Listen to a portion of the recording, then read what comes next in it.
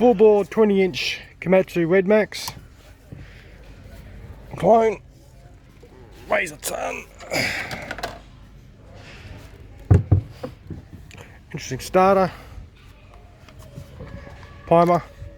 You need tools to adjust it with an paper air filter. For all the Red Max motors I see designed, this is actually quite one of the good ones. Anything, they all go here when they break. Say the weight, not as far as I can see.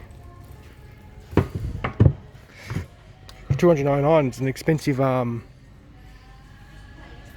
Chinese, but this is all cast aluminum. That's actually a very nice starter mech in this. That's actually a step above nearly all of